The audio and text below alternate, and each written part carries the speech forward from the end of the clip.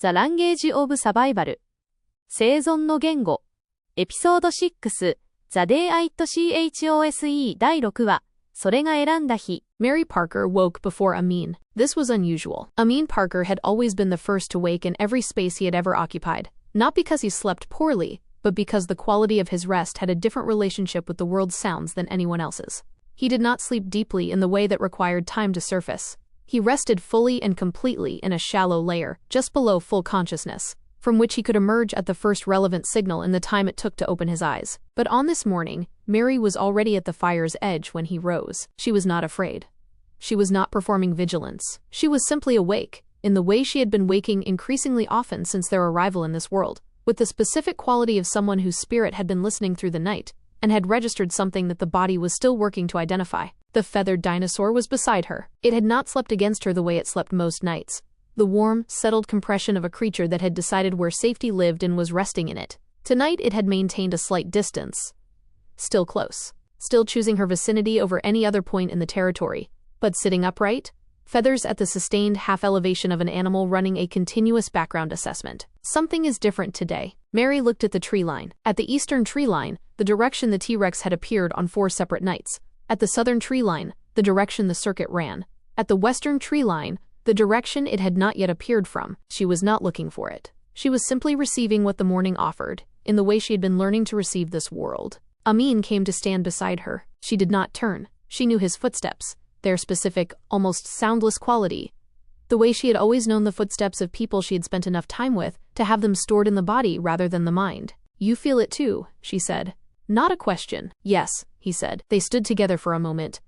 The two of them, and the feathered dinosaur pressed between them, looking at a world that had not yet revealed what it had decided to do today. "What is different?" she asked. He was quiet for a moment. "The circuit," he said. "It's been consistent. Northeast to southwest. Always at night. Always testing rather than committing.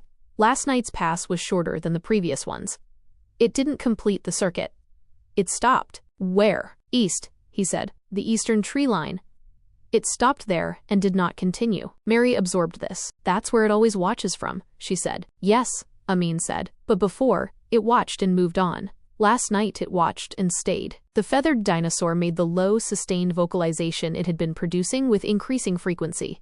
Mary placed her hand on it without looking down. "Tell me what that means," she said. "It means," Amin said, "that the reconnaissance is over." Act 1, the private Japanese lesson, before the tribe woke. He gathered only the core family for the early lesson: Mary, Cassandra, Princess, and Amin himself.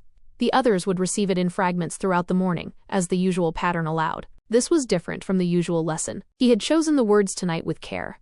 Not the vocabulary of daily life, not the building blocks of conversational proficiency. These were the words for what today might require. They sat at the stream's edge in the pre-dawn dark. The water's sound was their cover. The tribe's fires were low embers behind them. 聞いてください Aichi said. 聞いてください Please listen carefully. 聞いてください Mary, Cassandra, and Princess repeated. 今日は違う Aichi said.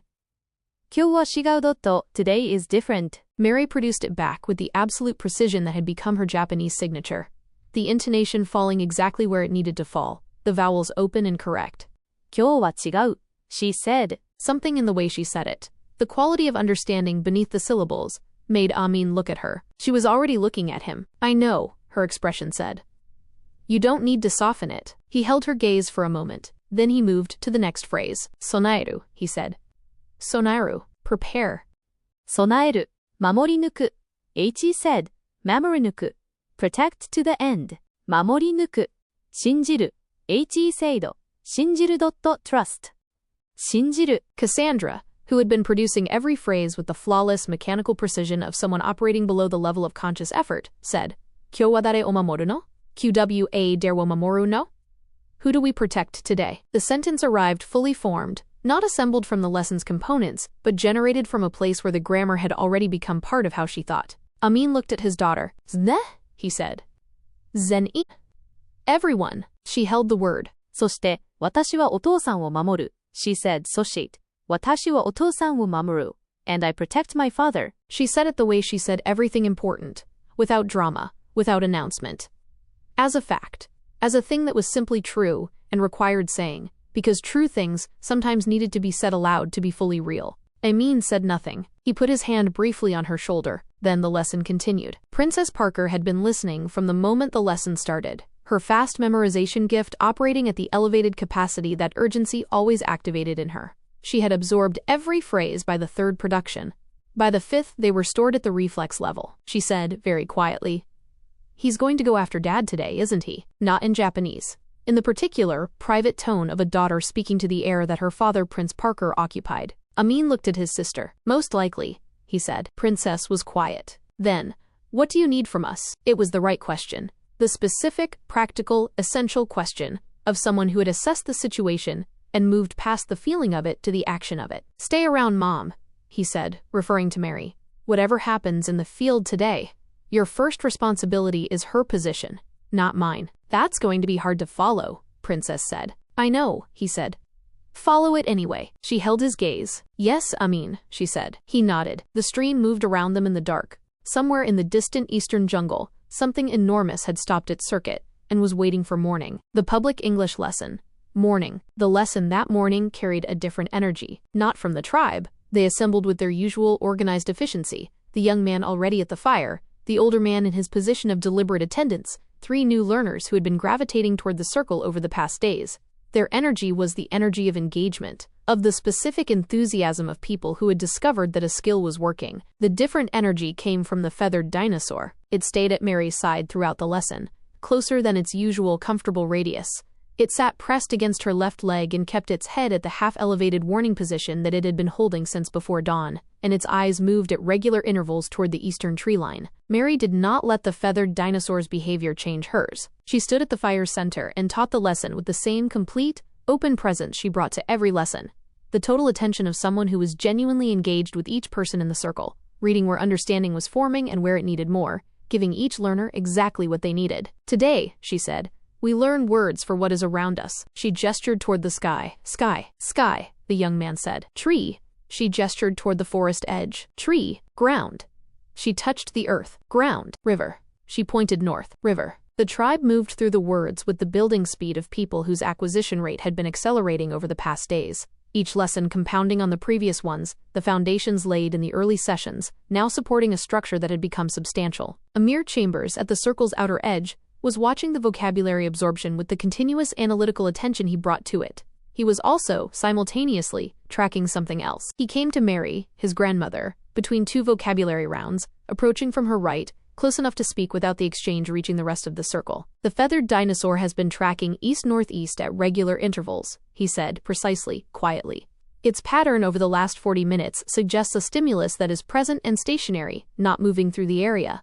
Something that has stopped and is waiting in that direction." Mary received this without changing her expression. "I know," she said, equally quietly. Amir absorbed this. He studied her face for a moment, not reading distress, not reading alarm, but reading something more controlled and more purposeful than either. "You've known since before dawn," he said. "Yes." "Does Uncle Amin know?" "We spoke this morning." Amir straightened. He looked toward the eastern tree line. Then, back at Mary. "What would you like me to do?" he said. "Stay close to me," she said. "And watch the angles. When it happens, I need to know where everyone is at every moment." "Understood," Amir said. The single word carrying the full weight of C2-level communication. Not just understanding the instruction, but committing to it completely. He returned to his position at the circle's edge. The young man had been watching the exchange. He had not heard its content, but he had read its quality. The specific, controlled register of 2 people communicating something that needed to be communicated without alarming the space they were in. He had seen this kind of exchange before, between the cave woman and her most trusted lieutenants, before a hunt that carried elevated risk. He looked at Mary. She was already looking at him. She held his gaze for a moment. "Sky," she said, returning to the lesson. "Tree." "Ground." "River." He repeated the words, and his eyes moved, once, to the eastern tree line. Amira Campbell was at the circle's outer edge, opposite Amir. She had been doing what she always did, watching everything with the cold, assessing attention that was either a gift or a burden depending on the day and who was asking. She had been tracking the feathered dinosaur's behavior. She had noted Amir's exchange with Mary. She had processed the quality of Amin's stillness at the fire's far edge, the specific variety of his usual stillness that was slightly different from rest and slightly different from ordinary readiness. She walked to Princess Parker. She did not make it notable. She simply moved and arrived beside her mother and said, very quietly, "It's coming today." Princess looked at her daughter. Your grandfather already knows, Princess said, referring to Prince. So does your grandmother. And Uncle Amin? He and Grandma spoke before dawn. Amira was quiet for a moment. Her expression cycled through something that, in someone with a warmer default presentation, would have been obvious as concern. In Amira, it was only visible in the specific quality of the stillness that arrived when she stopped being sardonic. What are we supposed to do? She asked. Stay close to Grandma, Princess said, and follow Uncle Amin's lead when the moment comes. Amira looked at Amin across the fire circle. He was standing still, balanced.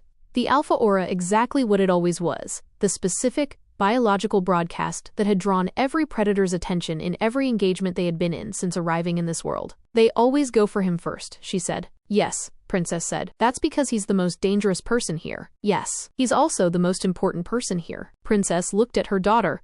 The word important from Amira Campbell, who gave nothing freely, who hoarded her acknowledgments the way careful people hoarded resources in uncertain times, arrived with specific weight. Yes, Princess said again. Amira looked back at the lesson.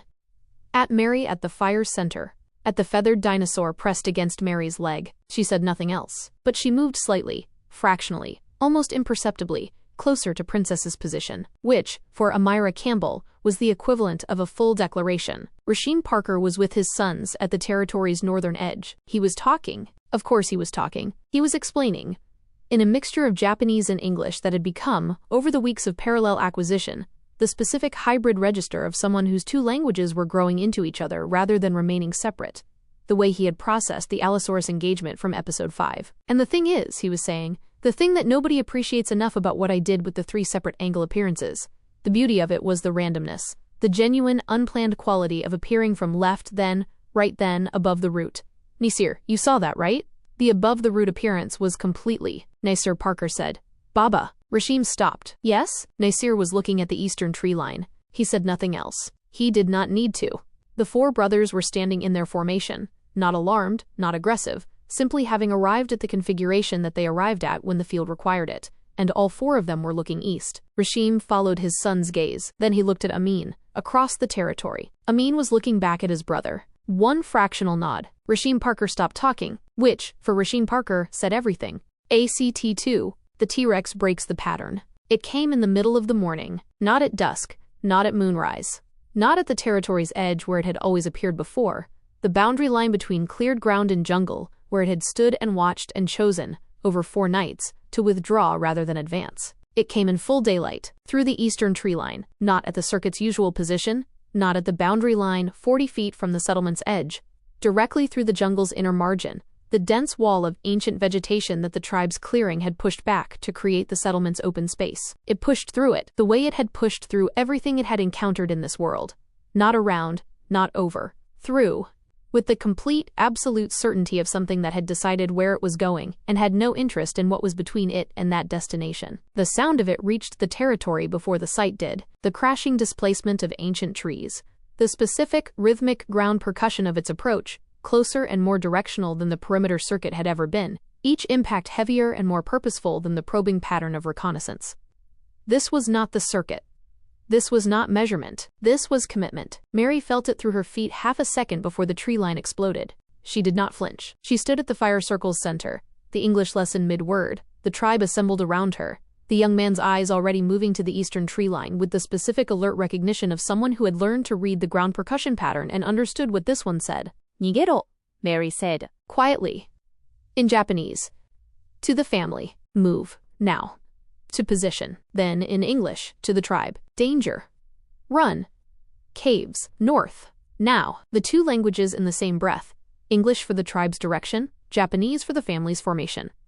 Exactly as they had trained for. Exactly as Amin had said it would need to be. The tribe moved. The Parker family moved. And the eastern tree line came apart. The T-Rex was different in daylight. Every previous appearance had been in the filtered amber and shadow quality of moonlight, which had given it a certain distance, a certain quality of existing at the edge of full comprehension. The mind could receive it at night as something enormous and dangerous, without being required to receive its full specific reality. In daylight, there was no such mercy. It was 40 feet of fully realized apex predator, its scales catching the prehistoric morning light with the specific, terrible clarity of something seen at maximum resolution. Its eyes, which at night had been distant reflections of firelight, were now visible as eyes, dark, deep, the specific quality of ancient intelligence that had been honed by 65 million years of being the last thing most things in this world would ever see. It entered the clearing. It stopped. It scanned. The tribe was already moving north, toward the caves, in the urgent but disciplined flow of people who had practiced this response enough times that it had become automatic. The young man was running, but not in panic. His trajectory deliberate, checking behind him as he moved, the specific behavior of someone who had decided that his responsibility did not end with his own escape. The Parker family was in formation, Mary at the center, Princess on her right, already there before Mary had finished taking her position.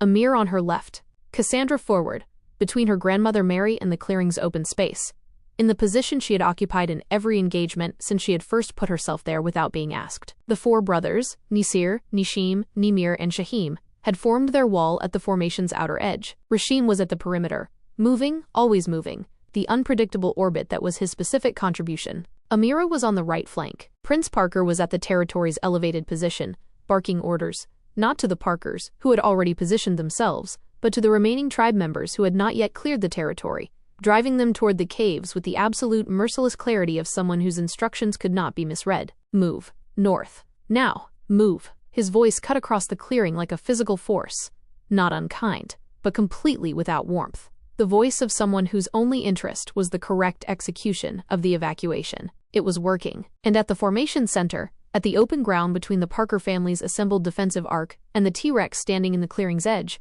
reading the space it had entered, was Amin Parker. He was not standing in front of Mary. He was standing between her and the T-Rex. These were the same thing. And they were not the same thing. He had not placed himself in front of his mother, in the protective, demonstrative way of someone who wants his protection to be seen.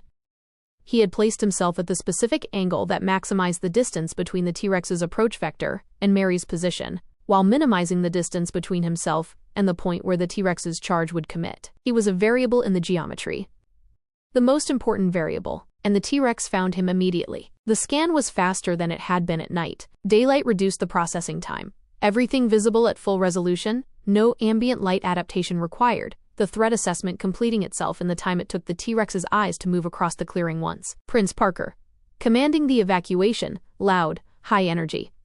Read. Mary Parker, interior of the formation, surrounded. Read. Cassandra Brown, forward of Mary, between Mary and the approach vector. Read. The four brothers, outer perimeter, synchronized, the distributed wall. Read. Rashim orbit, unpredictable. Read. Amira, right flank, cold, precise.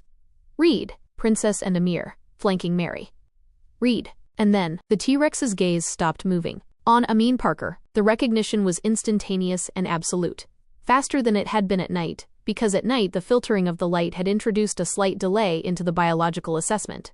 In daylight, with full resolution, there was no delay. Posture. Balance.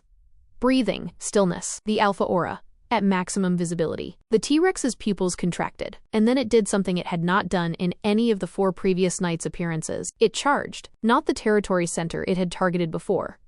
Not the fire circle. Not the general mass of the formation. It locked onto Amin Parker, and it came at him. Directly. At full speed. In full daylight, the commitment of something that had completed its assessment across 5 separate encounters and had arrived at its conclusion. This is the one. This is the engagement that determines everything. I have measured everything in this clearing, and there is only one variable I have not yet fully resolved, and today I resolve it. Mary felt the charge before it landed. She felt it through the ground, the specific, massive, rhythmic percussion of the T-Rex at full sprint velocity, the impacts compressing into each other as the distance closed, each one harder and faster than the last.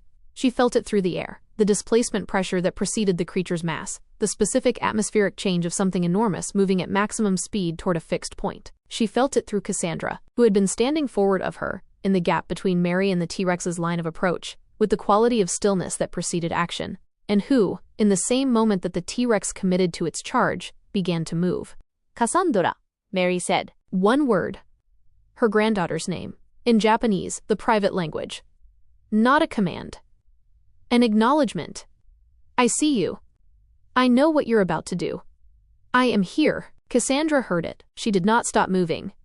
But she heard it, and something in the way she moved changed, from the single, committed trajectory of someone acting alone, to the slightly adjusted path of someone who knows that the grandmother behind them has seen them and is part of what they're doing. She moved to Amin's left, not in front of her father.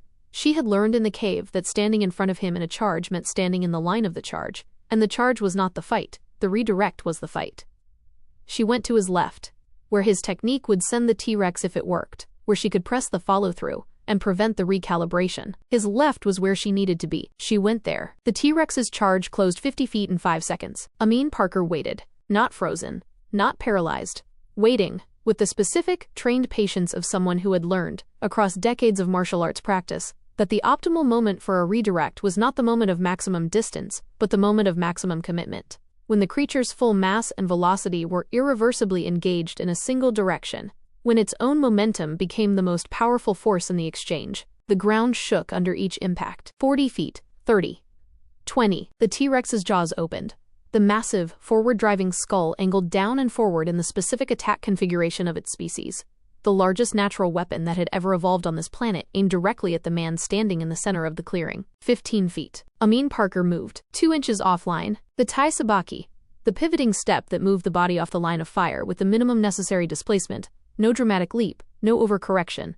The clean and precise removal of the target from the projectile's path in the time it took to rotate 90 degrees. The T-Rex's jaw swept through the space where Amin had been. The displacement of air was physical.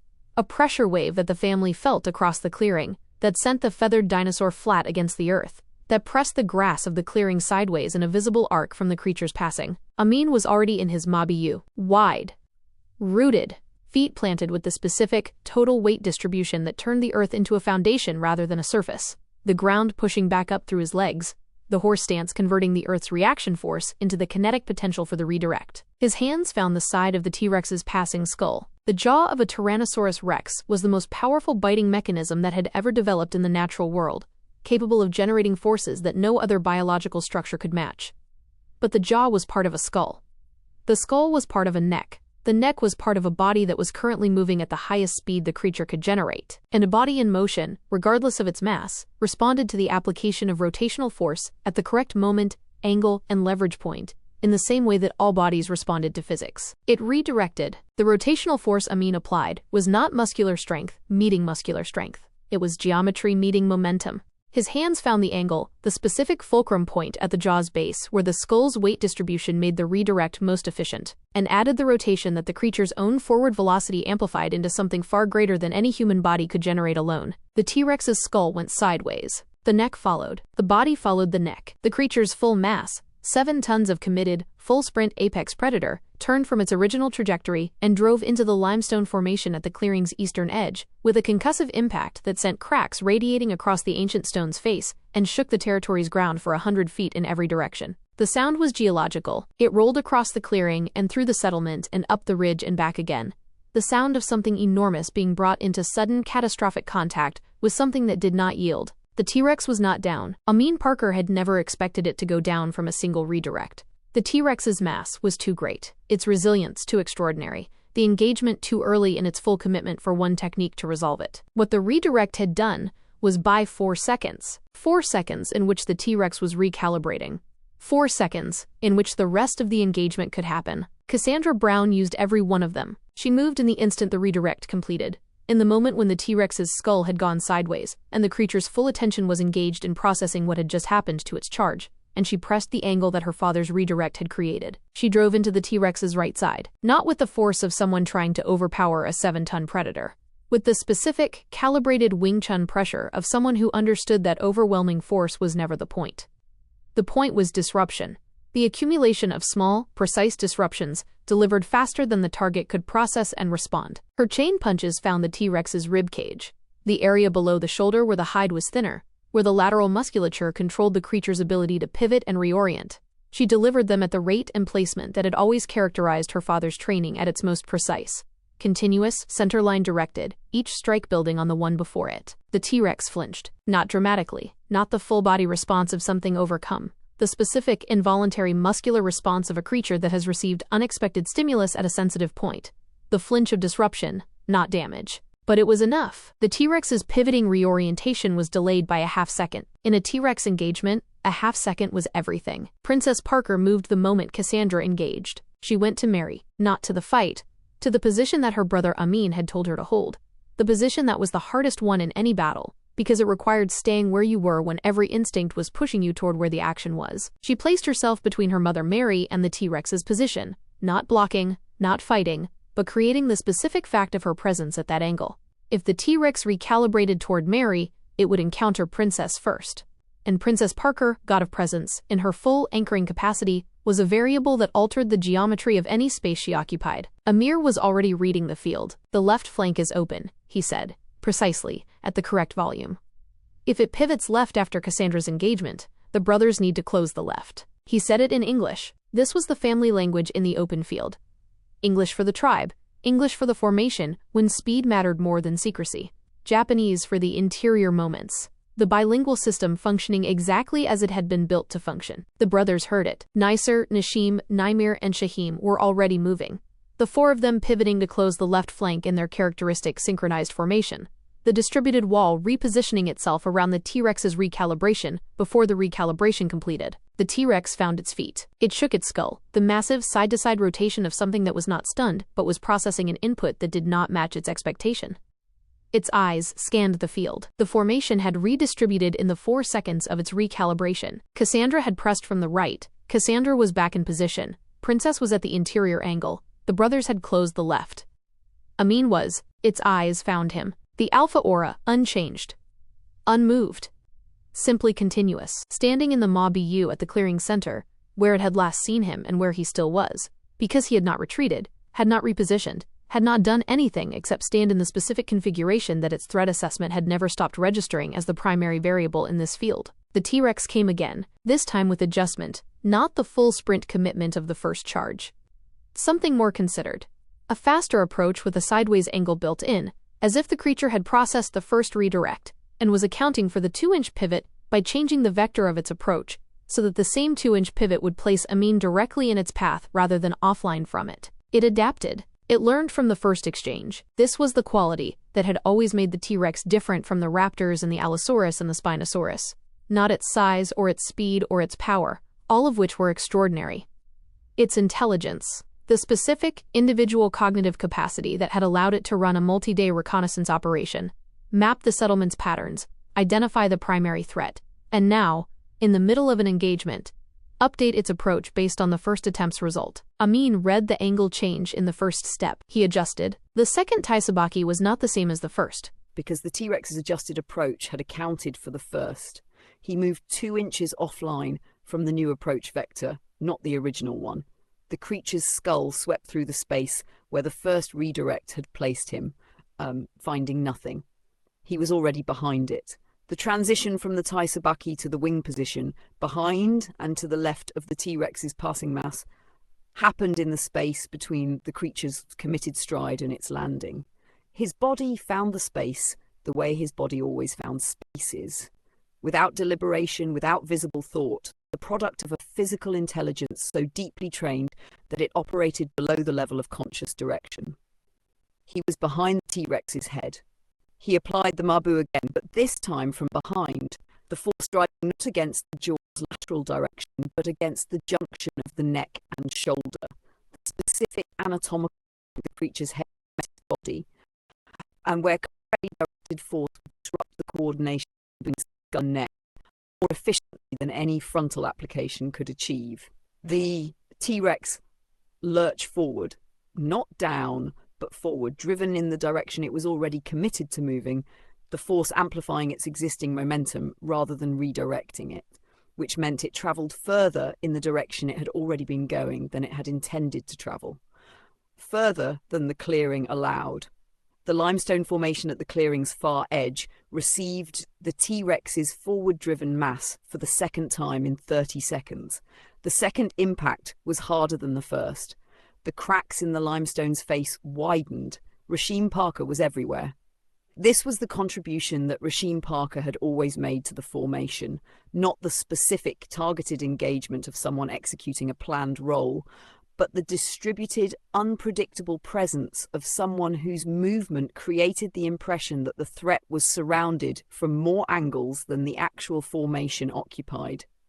He moved from the clearing's north edge to its south edge to its west edge in the space of 10 seconds, each position producing a different stimulus for the T-Rex's peripheral vision.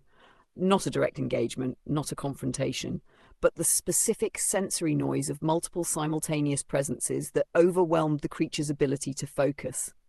"It can't get clean on him," Rashim said, to himself, to his sons, to anyone within range, as he moved. "Every time it reads him, I'm in the peripheral. Every time it adjusts for the peripheral, he's already moved. It can't hold the read and watch the flanks simultaneously, so it keeps..." "Baba," Nasir said. "Right, less talking, more running." The third charge was different from both previous ones. The T-Rex pulled back from the limestone, not the instant reorientation of the first recalibration, but a longer pause. 4 seconds. 5. The creature standing at the clearing's edge with the specific, held stillness of something that had received 2 significant inputs in rapid succession and was conducting a more thorough reassessment before committing again. The pause was, in its own way, more concerning than the charges had been. The charges had been force-meeting technique, predictable force, enormous and powerful, but following the logic of a predator whose fundamental strategy was superior mass delivered at superior speed. The pause was intelligence. The pause was the T-Rex updating its model of what it was engaging. Amir said quietly from his position beside Mary, "It's running a longer calculation. The 2 redirects have changed its threat assessment parameters. It's no longer operating from the initial attack algorithm. Meaning," Mary said, "meaning the next approach will be different from both previous ones. It's going to try something it hasn't tried yet." Mary looked at Amin. He was still in his marbu at the clearing's center. Perfectly still, perfectly balanced, the alpha aura doing what it had always done. He had not retreated from the center. He had not repositioned toward cover. He was standing where he had been standing when the engagement started, because the position he occupied was the correct position, and the T-Rex's 2 failed charges had not changed that. He was looking at the T-Rex. The T-Rex was looking at him. Between them, across the cleared ground of the prehistoric settlement, something passed that was not quite communication, but was not entirely unlike it. "You have not broken the pattern," the T-Rex's stillness said. 2 charges, 2 redirects. "You are still there?" "Yes," Amin's stillness said.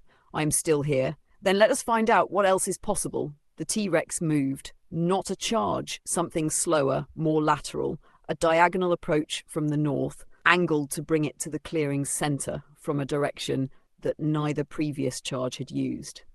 The approach angle that created the most difficulty for the Taisabaki's standard execution, because the pivot needed to be larger to move offline from a diagonal attack. It was watching him as it moved, tracking his weight shifts, reading his feet. The specific, individual cognitive attentiveness of a predator that had been in this engagement twice and was now gathering data in real time. "It's not attacking yet," Amir's voice said very quietly. "It's reading him." Mary said, "Kochie." Kochi, he, this way, in Japanese. To Cassandra, who understood immediately and adjusted her position, not to Amin's left this time, but to the right, to the angle the diagonal approach would send the T-Rex toward if the redirect worked as intended.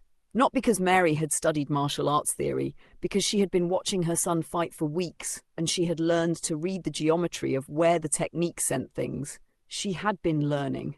She was always learning. The T-Rex reached the midpoint of the clearing, still moving laterally, still not committed to a final attack vector, the approach more complex than anything it had done before. Then Amin moved, not reactive, proactive. He stepped toward the T-Rex. The movement was small, a single forward step from the Mabu position, accompanied by a specific adjustment of his hands that changed their configuration from the open palm redirect of the previous engagements to the closed forward-angled position of Wing Chun's forward pressure. He was initiating. This was different from everything the T-Rex had seen in this engagement. Both previous exchanges had been reactive, the T-Rex committed, Amin redirected. The T-Rex in the mode of attacker, Amin in the mode of deflector.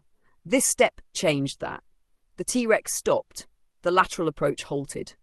Not because it had been physically stopped, because something in the specific quality of the step, the forward displacement, the hand's configuration, the specific biological broadcast of something that was choosing to advance toward rather than receive, had registered as a new variable in the assessment. The apex predator was not accustomed to things stepping toward it. Things either ran or held still. This had stepped forward. For 3 seconds, the specific suspended quality of 3 seconds in which the T-Rex processed a variable its system had not previously encountered in this engagement, the clearing was absolutely still. Then, Cassandra said, very quietly, from her position on the right flank, "Isoge ofusan. Isog, otusan. Hurry, Dad." It was not an instruction. It was not tactical direction. It was the specific, involuntary vocalization of a daughter watching her father do the most extraordinary thing she had ever seen, and finding that the Japanese she had been learning for weeks arrived in that moment because it was the private language, the language that only the family spoke, and this was a private moment between her father and whatever this creature was deciding. Amin heard her. He took the second step. And the Mabu that followed was deeper than any Mabu he had executed in this engagement. The full maximum connection stance, his feet spread wide, his weight driving into the earth, his entire body expressing with complete architectural clarity the specific message that every predator's nervous system translated from body language automatically. I am rooted. I do not move from here. Whatever you bring at me, I will meet it from this ground. The T-Rex looked at the Mabu, at the 2 feet planted in the prehistoric earth of the clearing, at the open hands, forward and ready, at the breathing, even, slow, the slowest breathing in the clearing. It read everything, and whatever calculation it was running, whatever assessment of cost and benefit and outcome probability its ancient, evolved intelligence was processing, arrived at a result that produced the specific behavior it had produced before on every previous encounter. It stopped advancing. It held, for a long count, 15 seconds, 20. The T-Rex and Amin Parker stood in the center of the clearing and looked at each other. Not threat escalating toward commitment, not assessment building toward attack, something else. The specific quality of 2 apex entities recognizing each other with complete mutual clarity. "I know what you are," Amin's stillness said. "I know what you are," the T-Rex's stillness said. "And today is not the day this resolves." The T-Rex turned, not with the urgent, retreating movement of something that had been driven back, with the deliberate, unhurried quality of something that had made a decision and was executing it. It walked back toward the eastern tree line, each step communicating exactly what the roar on 4 previous nights had communicated. "I have seen you, I will return. This is not finished." The jungle opened, the jungle closed, the clearing was still. Nobody spoke for a long moment. The territory held the specific, suspended quality of a space that has been at maximum tension and has not yet decided to release. Then Rashim Parker said, "Did he just walk it off? Did Amin just, the T-Rex, it looked at him and walked away?" "Yes," Amir said. "I've been here for weeks. I've seen a lot of things. That was the most." Rashim stopped, started again. "There are no words." "That is unusual for you," Nisir Parker said. Rashim looked at his son. The 4 brothers were in their formation, as they always were after an engagement, positioned, watching the cleared space, still in the specific, maintained readiness of people who understood that the end of a visible threat was not necessarily the end of the threat. Nisir's face was completely composed. His voice had been completely flat. Rashim opened his mouth, closed it, opened it again. "Was that," he said. "Nisir, was that a joke?" Nisir said nothing. The 3 other brothers said nothing. Rashim looked at them, one by one. Then he laughed, the genuine, full whole-body laugh of someone who has been surprised into it by someone they didn't expect. Not the social laugh, not the performed laugh, the real one. Even at the edge of something that had been terrifying. Especially at the edge of something that had been terrifying. Mary Parker walked to Amin. She walked across the clearing, through the center of the space where the T-Rex had twice committed its full force and twice been redirected, with the specific, unhurried quality she brought to every movement. She stopped in front of her son.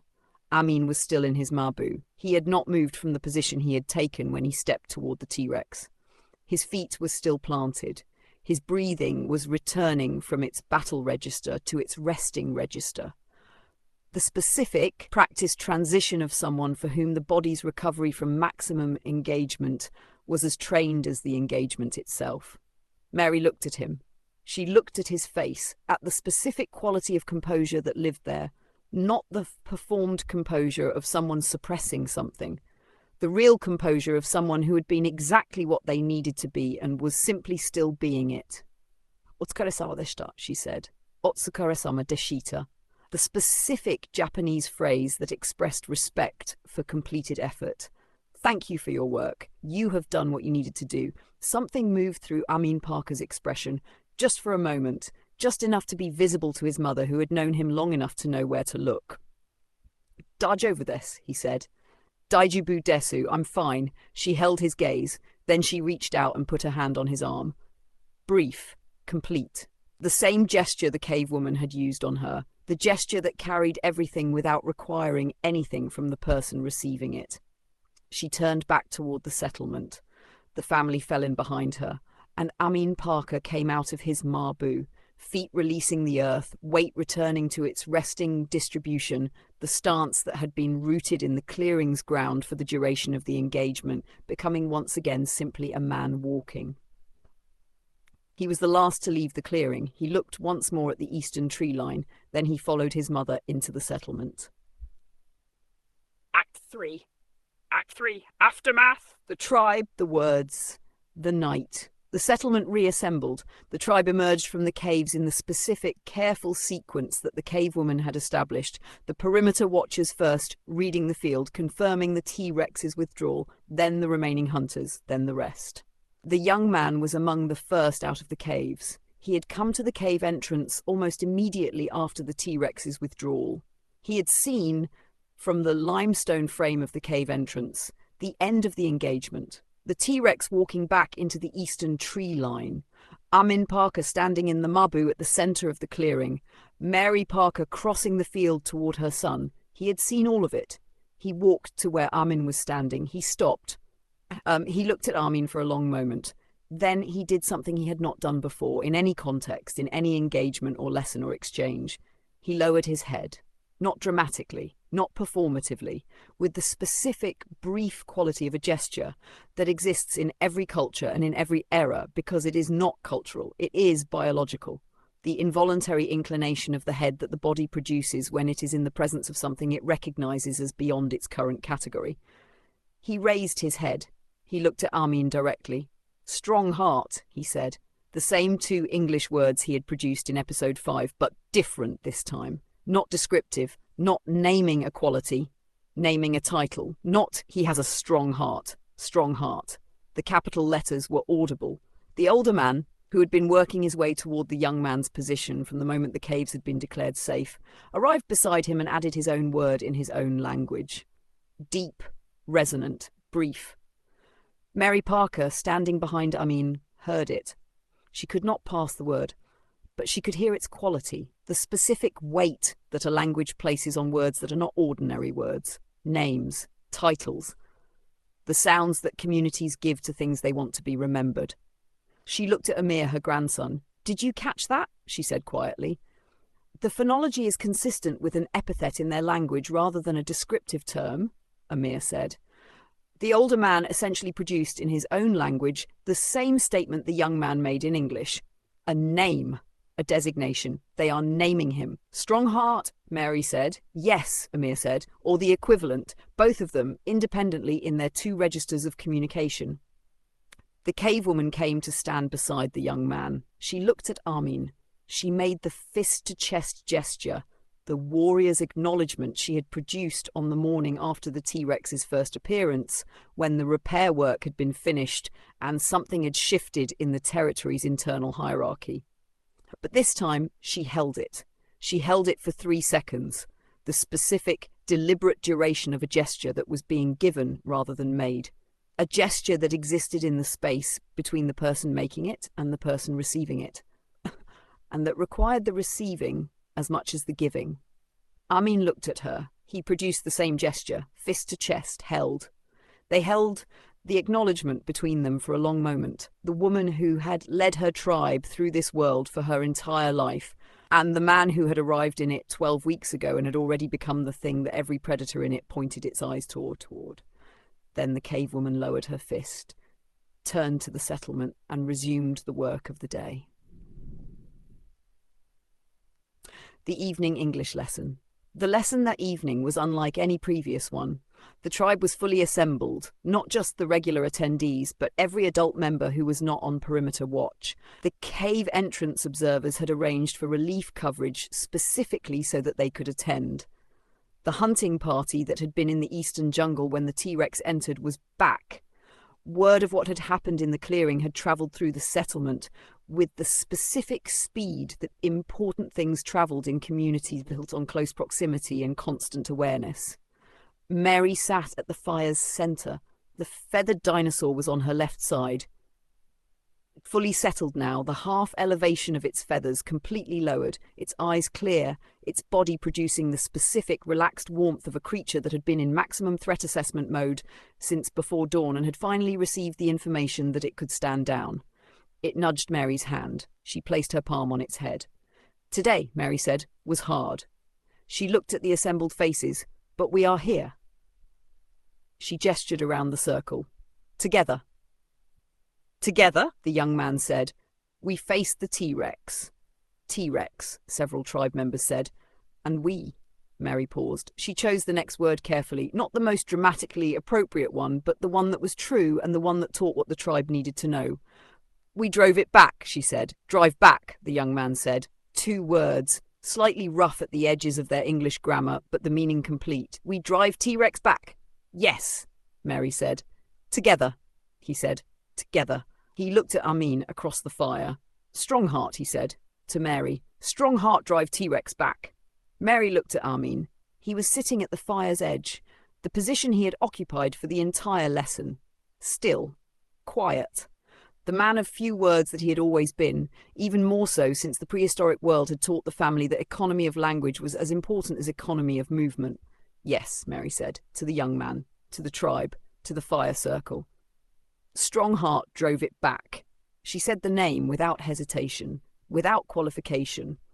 As the thing it was, the name the tribe had given to her son arrived at through the most legitimate process any name could arrive through, witnessing. The young man nodded. He turned to the tribe. He said the name in his own language, the deep resonant epithet the older man had also produced, and in English, strong heart.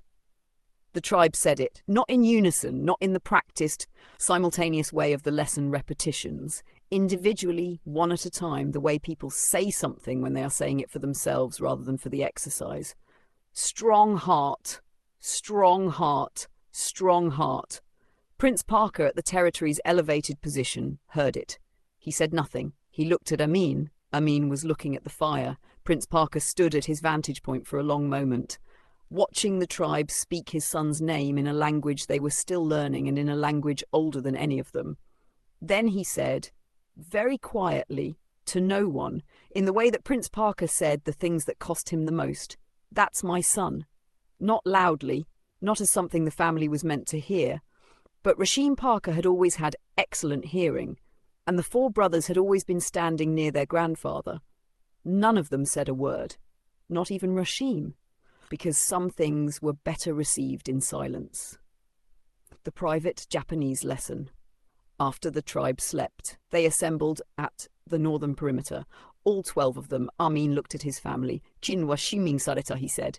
Kyo wa shomei sareta. Today was proven. Nani ga, Prince Parker asked. Nani ga shomei sareta? What was proven? His Japanese was better than it had been. The directional particles had become more accurate over the previous week's practice. The grammar was still demanding of his patience, the structure of Japanese requiring a sustained suspension of the verb that Prince Parker's direct, action-first temperament resisted instinctively, but the improvements were visible in each session. System, Amin said. Shisutemu, the system. Ayen no system, Mary said. Niringengo no shisutemu, the bilingual system. Kim eigo to nihongo no ryofo ga kinu said. In Japanese, the full sentence arriving with the structural precision that had always characterized language production. Kyo eigo to nihongo no ga kino shita. Today, both English and Japanese functioned. Buzoku wa eigo o kita, Cassandra said. Buzoku wa eigo o kita. The tribe heard English. Gazoku wa nihongo o kita. Kazoku wa nihongo wo kita. The family heard Japanese. Soshite dare mo honran shinakatta, Princess said. Soshite, dare mo konran shinakata. and no one was confused. The sentence arrived complete, the conjunction soshite connecting the two clauses, the negative completion expressing the absence of confusion, the structure carrying its meaning with the clarity that weeks of lessons had built toward. Amin looked at his sister Princess. Yay, he said. Good, she smiled. Chon no koto ni tsuite hanashitai, Amira said. Kyū no ni tsuite hanashitai. I want to talk about today. Everyone looked at her. She held the look with the composure she always held. The specific quality of someone who was not accustomed to being the one initiating emotional content and who had decided to initiate it anyway because the content mattered enough to override the preference. Oji-san ga tai ni todoshita shi, she said, slowly, the Japanese arriving in careful, deliberate segments. Oji-san ga mai ni fumidashita toki. When Uncle stepped forward, T-Rex ni mukatte, toward the T-Rex. She paused. Sore wa, she paused again, found the word. Sore wa tadakatta, that was right. Amin looked at his niece. Amira Campbell looked back at her uncle with the expression she always wore, cold, precise, the specific temperature of someone who had built an armour of distance against the world and was choosing, in this moment, to speak from inside the armour rather than through it. I'm not saying it was brave, she added, in English, falling back to her first language for precision. Brave is doing something scary. That didn't look scary for him. I'm saying it was right, that the T-Rex reading him as the primary threat and him stepping toward it instead of away from it and the T-Rex stopping, that was the correct outcome for today, for the whole settlement. A beat. That's what I wanted to say, she said, silence. Amin held her gaze. Then he said in Japanese, Arigato, Amira. Arigato, Amira. Thank you, Amira. She said nothing, but the armour did not go back up immediately, which was the thing about Amira Campbell. She always put it back eventually, but the moments when she didn't, the specific rare gaps in the cold, were moments that those who knew her stored carefully because they were the truest things she ever produced. Yotsunotta, Cassandra said, after a moment. Hitotsu no kotta. One thing remains. Nani ga nokotta? Nani ga kotta? What remains? She looked at the eastern tree line. T-Rex wa mada kuru, she said. T-Rex wa mada kuru. The T-Rex will still come. Kyō wa owari janai. It is not the end. The family absorbed this. Shitteiru, Amin said. Shitteiru, I know. Watashi wa junbei suru, Mary said. Watashi tachi wa sonaeru. We prepare. She said it in Japanese. The private language. The language of the family that only the family spoke. The language they had been building since the morning after the tribe had first asked them to come with them to the water. The language that was theirs. Junbei suru, the family repeated. Sonaeru. We prepare. The fire burned at the territory's centre. The feathered dinosaur was asleep against Mary's side. The jungle breathed its ancient continuous breath. And at the eastern tree line, somewhere in the deep prehistoric dark, moving on its circuit, but differently from before, moving with the specific quality of something that had updated its model and was carrying new information into the calculation it had been running since the first night it had stood at the boundary and looked at the fires. The T-Rex continued its patrol. I have seen what he does. I understand the technique. I will find the angle it cannot account for. I will come back when I have found it. The settlement slept. Strongheart watched the eastern dark. And tomorrow was still coming, with everything that it would require. End of episode 6. The day it chose. 生存の言語第6話それが選んだ日 Japanslation Run and Alignment Override パーカー・メアリーはパーカー・アミンより先に目覚めた。これは珍しかった。パーカー・アミンはかつて潜入したすべての空間で常に最初に目覚めていた。眠りが浅いからではなく、彼の休息の質が他の誰とも異なる世界の音との関係を持っていたから。十分に完全に浅い層で休み、そこから最初の関連する信号で目を開ける時間で浮上できた。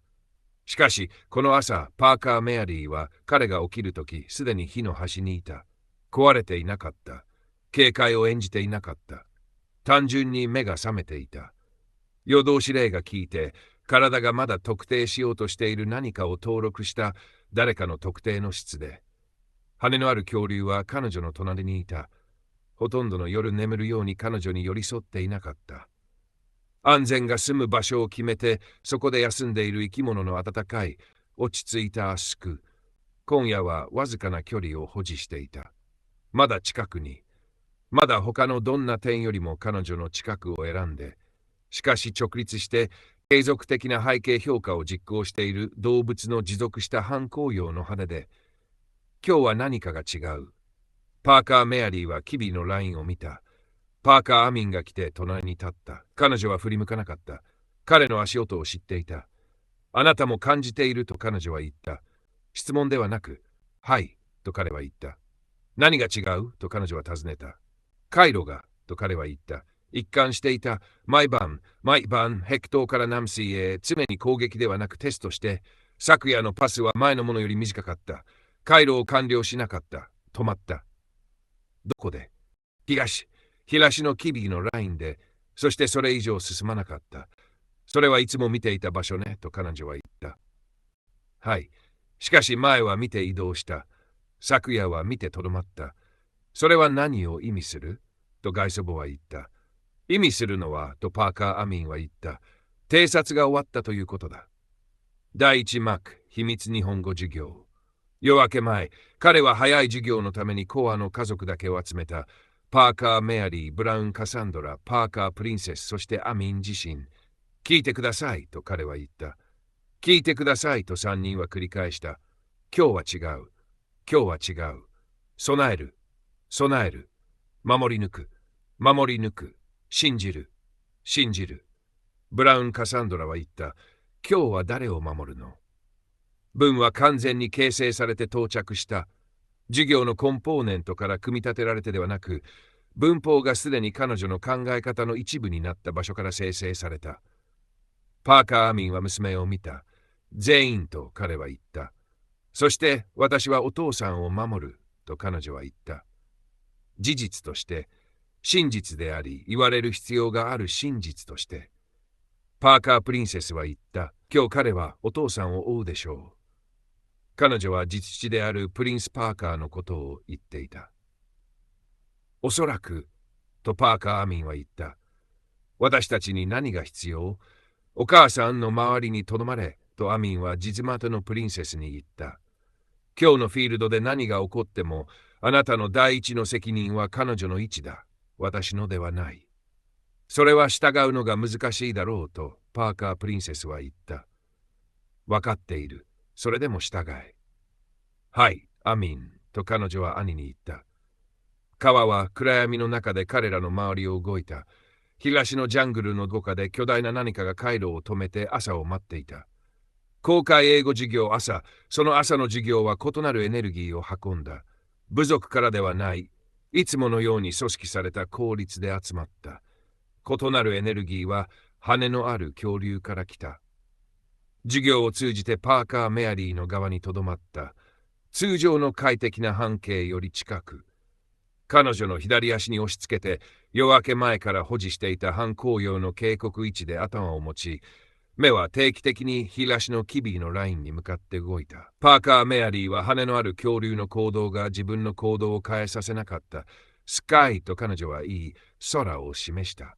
スカイ、トリー、グラウンド、地面、リバー。生野のチェンバース・アメアは外祖母のパーカー・メアリーに来た。羽のある恐竜は過去40分間定期的に東北らしを追跡してきた。パターンは移動しているのではなく、その方向で静止している刺激を示唆すると彼は言った。知っていると外祖母パーカー・メアリーは言った。夜明け前から知っていた。はい。アミン・ファクプさんは知っている？私たちは今朝話した。チェンバース・アメアは背筋を伸ばした。東の木々のラインを見た。それからメアリーを見返した。何をしてほしい？近くにいなさい。そして角度を見て。起こった時、すべての瞬間に全員がどこにいるか知る必要がある。了解しました。とチェンバース・アメアは言った。キャンベル・アミラーは冷たく評価的な注意で見ていた。羽のある恐竜の行動を追跡していた。チェンバース・アメアのパーカー・メアリーとの交換に気づいた。パーカー・アミンの静けさの質を処理した。彼の通常の静けさのわずかに異なる種類。彼女は実母のパーカープリンセスのところに歩いた。今日来る、と彼女は言った。あなたのおじいちゃんはすでに知っている、とパーカープリンセスはディズムスのアミラーに言った。おばあちゃん、メアリーも。アミン伯父さんは？彼とおばあちゃんは夜明け前に話した。キャンベル・アミラーは一時停止した。何をするべき？おばあちゃんの近くにいなさい。そして怒ったとき、アミン伯父さんに従って。キャンベル・アミラーはパーカー・アミンを見た。彼らはいつも最初に彼を選ぶ、と彼女は言った。はい、とパーカー・プリンセスは言った。それは彼がここで最も危険な人物だから。はい。彼はまた最も重要な人物でもある。パーカー・プリンセスは娘を見た。キャンベル・アミラーからの重要という言葉、何も自由に与えない彼女からは特定の意味で到着した。はい、とパーカー・プリンセスは再び言った。キャンベル・アミラーはパーカー・プリンセスの位置にわずかに動いた。それは完全な宣言と同等だった。パーカー・ラシームは息子たち、ニシール・ニシーム、ニミル、シャヒームと北でにいた。話していた。もちろん話していた。アロサウルスとの交戦を日本語と英語の混合で説明していた。だから、3つの別々の角度の外見の美しさはランダム性で、本物で計画されていない。ニシール、あれを見たよね。念の上の外見は完全に。お父さん、ババとパーカー・ニシールは言った。パーカー・ラシームは止まった。なんだ？パーカー・ニシールは東の響きのラインを見ていた。4兄弟は体型に立っていた。警戒していない、攻撃的ではない。単純にフィールドがそれを必要とするときに到達して、全員が東を見ていた。パーカー・ラシームは息子たちの視線を追った。それから実意義のパーカー・アミンを見た。パーカー・アミンは彼を見返していた。わずかな無邪気一つ。パーカー・ラシームは話すことをやめた。第2幕。T-Rex がパターンを壊す。午前中のマッツ中に来た。夕暮れにではない。月の出にではない。以前に常に現れていた領域の端ではない。完全な日光の中で来た。東の機微のラインを通って。部族の清掃が集落の開いた空間を作るために押し返した古代の植生の密な壁。直接その中を通って。それが押し通った。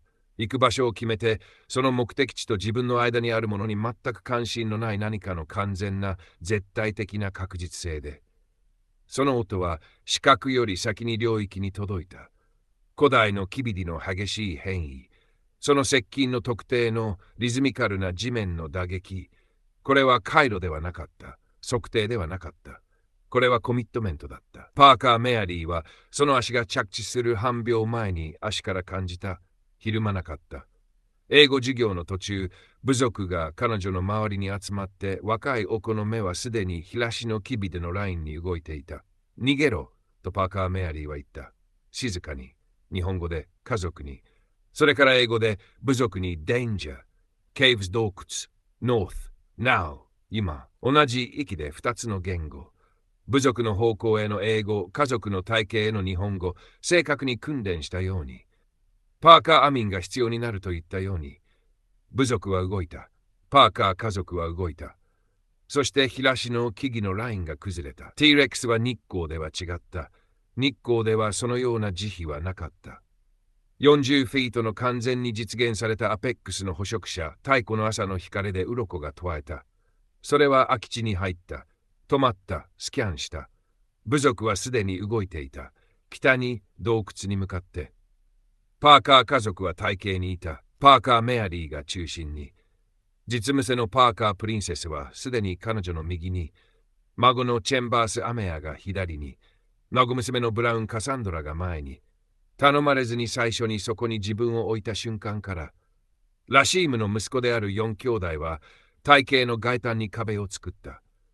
パーカー・ラシームは外周に、キャンベル・アミラーは右翼に、自父であるパーカー・プリンスは領域の高所で命令を叫んでいた。パーカー家族にではなく、まだ領域をクリアしていない部族のメンバーに、洞窟に向かって絶対的で容赦のない明確さで、North、Now、ムーゴケ、北へ、今、動け。彼の声は物理的な力のように空き地を横切って切れた。機能していた。そして体型の中央に、パーカー家族の組み立てられた防衛のキトと T レックスが入った空き地の橋の間の開いた地面に、パーカー・アミンがいた。パーカー・メアリーの前に立っていなかった。彼と T レックスの間に立っていた。T レックスは即座に彼を見つけた。日光は処理時間を減らした。プリンス、命令的、読まれた。メアリー、体型の内部。カサンドラ、前に読まれた。四兄弟、外周、読まれた。ラシーム、軌道、読まれた。アミラ・ウーヨ、読まれた。プリンセスとアメア側面に読まれた。そして T レックスの視線は止まった。パーカー・アミンに。認識は即座で絶対的だった。アルファ・オーラ、最大の可視性で T レックスの遁甲が収縮した。そして以前のイヤのどの外見でもしなかったことをした。突進した。パーカー・アミンに固定してそこに来た。直接、全速で、完全な日光の中で。パーカー・メアリーは突進が着地する前に感じた。それを孫娘のブラウン・カサンドラを通じて感じた。カサンドラとパーカー・メアリーは言った。イチコ、孫娘の名前、日本語で。ブラウン・カサンドラは聞いた。動くのをやめなかった。しかし聞いた。彼女は自父であるパーカー・アミンの左に動いた。彼の前ではない。彼の前に立つことは突進の線に立つことを意味すると洞窟で学んでいた。彼の左に、そこが必要な場所だった。彼女はそこに行った。T レックスの突進は5秒で50フィートを閉じた。パーカー・アミンは待った。40フィート、30、20。T レックスの顎が開いた。15フィート。パーカー・アミンは動いた。2インチだけ横に。体さばき。射撃線から体を外すピボットステップ。T レックスの顎は彼がいた空間を通り抜けた。彼はすでにマブーにいた。広く根付いて。回転のリダイレクト。T レックスの痛快が横に動いた。体が続いた。空き地の東端の石灰岩の台に衝撃。T レックスは倒れなかった。しかし再調整していた。4秒を稼いだ。ブラウン・カサンドラはすべての4秒を使った。T レックスの肋骨の下にウィングチューンのチェーンパンチ。連続的でセンターラインを追跡して各打撃が前のものに積み重なる。T レックスはひるんだ。十分だった。T レックスのピボット最方向は半秒遅延した。パーカー・プリンセスは実スメのブラウン・カサンドラが交戦した瞬間に動いた。戦いにではない。実母であるパーカー・メアリーの位置に。T レックスとパーカー・メアリーの位置の間に自分を置いた。チェンバース・アメアはすでにフィールドを読んでいた。左翼が開いていると彼は言った。正確に正しい音量で。カサンドラの交戦の後に左にピボットすれば、兄弟たちが左を閉じる必要がある。ラシームの4人の息子たち、ニシール、ニシーム、ニミル、シャヒームはすでに動いていた。T レックスは足を見つけた。スキャンした。カサンドラが右から押した。カサンドラは位置に戻った。プリンセスは内部の角度に、兄弟たちは左を閉じた。パーカー・アミンは、目が彼を見つけた。アルファ・オーラ、変わらず。3回目の突進は前の2つとは異なった。より横に、対角線のアプローチ、最初の交戦から学んだ。これが T レックスの知性だった。パーカー・アミンは最初のステップで角度の変化を読んだ。調整した。2番目の体さばき、彼はすでに T レックスの頭の後ろにいた。バブを適用した。しかし今回は後ろから重回と体の接合部に。T レックスは前に激しく動いた。石灰岩の台が2度目の衝撃を受けた。亀裂が広がった。チェンバース・アメアは言った。まだ攻撃していない。彼を読んでいる。パーカー・メアリーは言った。こっちへ。日本語でブラウン・カサンドラに。右に調整するように、今回は左ではなく、変更が機能した場合、T レックスを送るだろう角度に。実施アミンの戦いを何週間も見てきて、技術が物事を送る場所の祈願学を読むことを学んだから。T レックスは空き地の中間点に立ちした。それからパーカー・アミンが動いた。反応的にではない、積極的に。T レックスに向かって一歩前に出た。T レックスは止まった。3秒間。T レックスが以前にこの交戦で遭遇していなかった変数を処理する3秒。それからブラウン・カサンドラは無欲の彼女の位置からとても静かに言った。急げ、お父さん。パーカー・アミンは聞いた。二歩目を踏んだ。そして続いたバブは彼がこの光線で実行したどんなバブよりも深かった。アーキテクチュラルな明確さで表現して、ここに根を張っている。T-Rex はバブを見た。すべてを読んだ。そしてその計算が全身をやめさせ、保持させた。長いカウントの間、15秒、20秒、T-Rex とパーカー・アミンは空き地の中央に立ってお互いを見た。私はあなたが何であるか知っている。私はあなたが何であるか知っている。そして今日はこれが解決する日ではない。 T-Rex は向いた。東の木々のラインに向かって歩いた。ジャングルが開いた。ジャングルが閉じた。空き地は静かだった。それからパーカー・ラシームが言った。彼は今、それを歩き去ったのか。アミンは今、T-Rex が彼を見て歩き去った。はい、とチェンバース・アメアは言った。私はここに何週間もいる。多くのことを見てきた。あれは最もパーカー・ラシームは止まった。言葉がない。それはあなたにとって珍しい、とパーカー・ニシールは言った。パーカー・ラシームは実幕スコを見た。四兄弟の表情は完全に落ち着いていた。パーカー・ニシールの声は完全に平らだった。パーカー・ラシームは口を開いた。閉じた。また焼いた。それはニシール、それはジョークだったのか。パーカー・ニシールは何も言わなかった。他の三兄弟も何も言わなかった。パーカー・ラシームは彼らを見た。一人ずつ、それから笑った。パーカー・メアリーはパーカー・アミンに歩いた。空き地を横切って、彼の前で止まった。パーカー・アミンはまだマブにいた。彼女は実息子の顔を見た。お疲れ様でした、と彼女は言った。